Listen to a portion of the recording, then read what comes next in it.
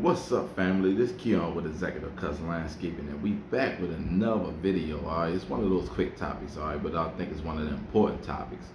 This topic is going to be about the importance of building relationships in your lawn care business. Alright, so one thing you have to understand is relationships is everything in this business. Okay, one thing you need to know is that especially if you're starting out and you're a solo entrepreneur, alright, a solopreneur is what we call them, alright, it's going to be important that you have different relationships in your lawn care business that can help you out along your path and along your journey, alright? Because one thing I'll tell you, being alone in this industry is definitely not a good thing, especially because if you're a solopreneur, one of the main things you have to be concerned about is what if something happens to you in your business and you're not able to go take care of those properties or something like that. Say for instance you get sick, or something, you break a leg, or you sprain your ankle or something, and you just need to be off for a few days, but you still have to have these customers taken care of. I believe that's where the importance of having those relationships can come into play, okay? And that's just one factor. So you have to think about this, right? When you're doing the solopreneur thing, one of the things about this is you don't have any help. So if you have connections in the industry, so other lawn care guys, all right, I have a bunch of lawn care connects. If anything was to ever happen, I could sub my work out to them, okay? That's just a business relationship that's going to be vitally important, especially for my business, being as though I run a solo lawn care business for the most part, all right? I do have workers in my business, but I don't show a lot of my workers and stuff like that's actually involved in my business. But I'm looking to get a manager in my business right now, just because of the fact that if something happens, I don't like being the only means of the work getting done, okay, especially at a high level. So that takes an intensive amount of training, all right? So that's one of the things you're gonna have to understand that you need to do if you're getting a lawn care crew. Make sure you're training them up well so they can produce at the high level the way that you do, okay? Also, in this business, it's going to be a whole bunch of things that your customer's going to need that you might not be able to provide, okay? Such as the main things, they're going to want tree services done, okay? If in the lawn care industry and they need a tree cut down, they're going to contact you and see if you can get the tree down for them first, okay? To me, I never turn down any work, y'all. That's one of the important things I always emphasize. I don't turn down any work, because if I don't do the work, I subcontract. We did this on a video previous, all right? Subcontracting is a key thing that you should be doing in your business for the things that you do not do. So you're gonna have your customers ask you for tree work. They're gonna ask you, do you do anything with decks? Do you do deck work, okay? They're gonna ask you if you do anything with fencing, fence work, okay?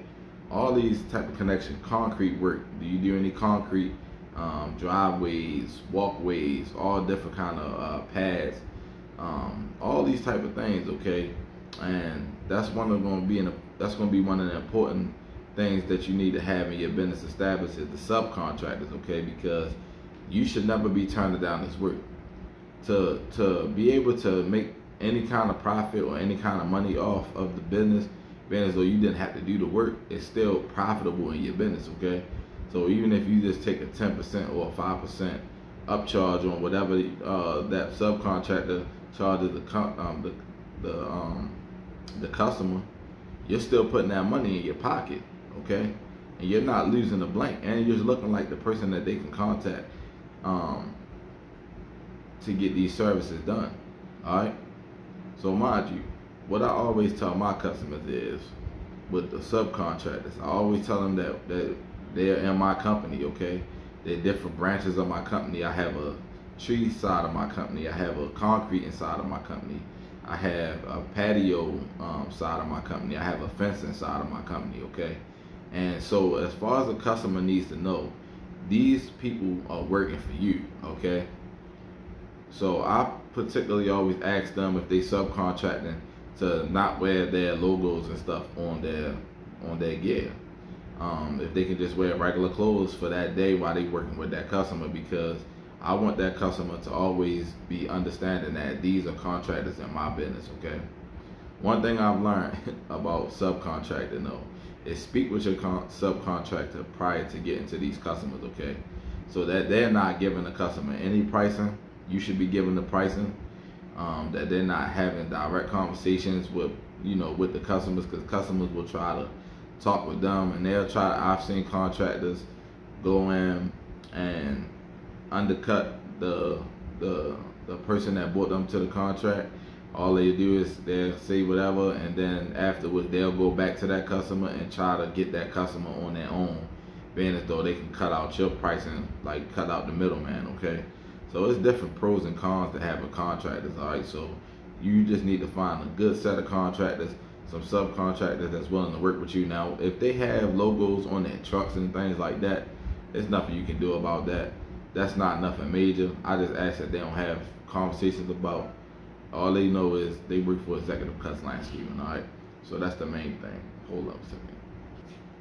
So yeah, one thing you have to understand is subcontractors are not always going to be, they're not always going to be the perfect people for you and your business. So that's something you have to think about. But just make sure you're picking out your contractors better, and just make sure that y'all have a personal understanding about how y'all deal with the customers and the way the format is. And normally I get the person that's in charge, and they are the only person that comes to the scene with me to do estimates and stuff like that.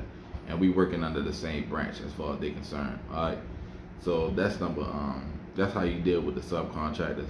But to me, you never turn down work. All right, those relationships is everything. They can make you more money in your business, and you building connections, because guess what?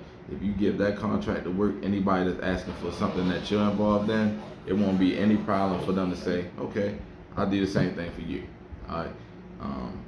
Any kind of people in the lawn care business, if that's what you're doing, if you do concrete work, but they know you do fencing, they'll send the people, anybody with fencing over to you. And that's just how it works. Each one teach one. Everybody agrees they're each other pawns, and we all make money together. That's how we grow in our businesses, okay? So that's something that's very important, to make sure that you have different relationships outside of yourself and your business, even if you're a solopreneur. All right? You can't just be one-dimensional. So that's something you definitely always have to be thinking about. So yeah, just think about this, y'all. Like I said, when you're a solopreneur, you out there in the field by yourself, okay? You out there by yourself, and at the end of the day, if something happens with you, you need to be able to delegate that work to somebody else, so that you're not losing your customers and you're not losing your business, okay? Because your business is everything. One of the things I realized that we don't think about is, what if something happens to us in our business, okay? How are our customers still going to get done and get service, okay? Normally, you can come up with whatever kind of agreement you want to have with your subcontractors, as far as somebody you can delegate the work to. So if it's like, if they go cut your lawns for you, you'll pay them 50% of the profits or whatever, however the case may be. And most likely they'll do it because they want to look out, especially if you get some guys that's new to the game kinda, and it's not too far in deep with their businesses where they can't get out and help you in your business. You want to get some people that's still kind of like on the rise but still do good work, that they also have time to be able to go do these extra jobs for you. All right, so I think that's something important that you should be thinking about when it comes down to your business. All right, so again, subcontractors, let's get some good relationship with these guys. You see them out there all the time. You see other lawn care guys, other guys pulling up on you at the gas stations, things like that, and they letting you know that they in the business and that they looking for work. A lot of times that's what happens here in Baltimore. I don't know how it is in your city, but I pull up the guys all the time and they see the trailers and stuff like that, and they get kind of inspired. So they're like, hey man, just letting you know I do the work too, and I'm still trying to build my customer base. So anybody that you're not able to do, you can send them my way, because I'm still trying to grow my business. So that's an easy way for you to get connection with those guys that's new to the game. I always like to see their work, tell them to send me their Facebook, Instagram, so I can see what kind of work that they doing. So that way, if I do need to sub with them, then I know that they're gonna go do at least a decent job, because my customers have a high expectation. All right, so that's why I understand that I can't stay at a certain level in my business. I have to upgrade myself in my business and elevate to the next level to make this an actual business. Because if you're a solopreneur, one of the things, like I said, you have to always be concerned about is if something happens to you, or you're down for a few days or a few weeks, how's your business going to continue to flourish, okay? So it's so important that you make sure that you keeping those different connections in your business so that you're able to sustain if something happens. All right. I'm not gonna go in too long. Like I say, it's one of those little quick topics. Let me know let me know what you do. If you're a solopreneur, what do you do in those times when something happens to you and you have to go down in your business and you need somebody to fill in and do what they got to do to help you out? What do you do? Is that something that you even think about? Let me know down in the comments below. If that's something you even think about if something happens to you. Because a lot of times, like I said, we don't even think about these things because we think that we always going to stay healthy and everything's always going to stay right. But that's not always the case, y'all. So we got to be cognizant and understand that we have to put these things into play when we running these businesses, okay? Because when you start getting up in levels of all these customers, if something happens, you still have to be able to take care of your customers. All right, so I just wanted to tap in with y'all. Leave me some comments down below. Let me know what you're doing in your business. Let the new guys know what they need to be doing in their business. All the people that's been in the game for a minute, leave some comments letting them know how you delegate that work, what you do in your business in case something happens to you or something like that.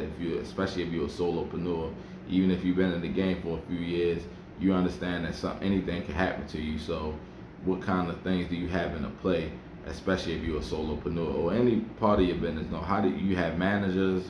What kind of work are your workers able to just go out there and get it done without being managed?